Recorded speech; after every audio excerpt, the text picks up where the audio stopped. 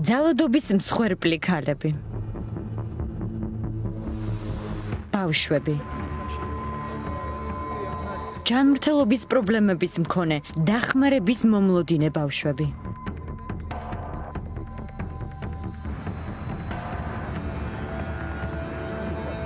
სოციალურად დაუცველები. სოციალური დახმარების გარეშე დარჩენილები.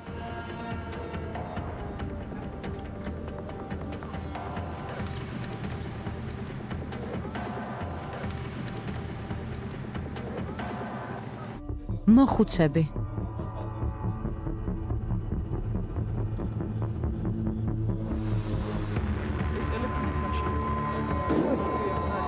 ჟურნალისტები.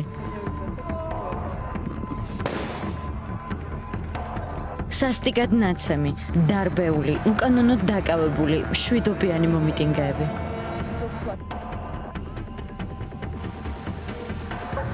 სახელმწიფოში, რომელიც სუსტის ჩაგვრას, დევნასა და ძალადობას თავად ახალისებს, ჩვენი მოქალაქეების სიცოცხლის, ჯანმრთელობისა და უფლებების დაცვის სადარაჯოზე არასამთავრობო ორგანიზაციები თუ მათ ბაზაზე შექმნილი საქველმოქმედო ფონდები დგანან. ეს არის ქართული ოცნების არალეგიტიმური რეჟიმის კიდევ ერთი მიზანმიმართული შეტევა უფლებადაცვით ორგანიზაციებსა და უფლებადამცველებზე. ადამიანის უფლებათა სახლი ვეღარ ახერხებს საქმიანობის გაგრძელებას და სერვისებს ვეღარ მიიღებენ ადამიანები, ვისაც ადამიანის უფლებათა სახლი მრავალი წლის განმავლობაში ეხმარება და ახლაც აგრძელებს მათ დახმარებას.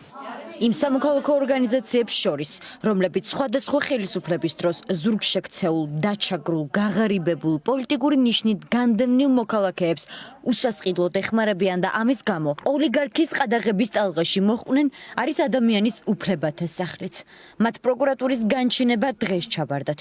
ორგანიზაციის საქველმოქმედო ფონდის ყველა ანგარიში, სადაც მოყოლებული გასული წლის მარტის აქციებიდან დაზარალებულებისა და მათი ოჯახების დასახმარებლად თანხა გროვდებოდა მინიმუმ 12 თვით გაყინეს. ოლიგარქი, რომელიც ადამიანურ სოლიდარობას ვერავის პატიობს, პროკურატურის ხელით ადამიანის უფლებათა სახლს, სხვა დაყადაღებული ფონდების მსგავსად, სამშობლოს წინააღმდეგ მტრული ქმედებების ორგანიზებას ედავება.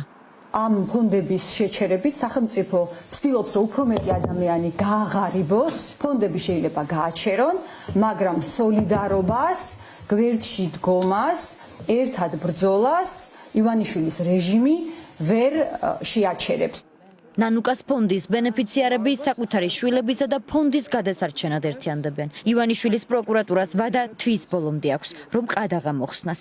მძიმე და განსაკუთრებით მძიმე დიაგნოზის მქონე შვილების მშობლები უწყვეტ საპროტესტო აქციებს აანონსებენ.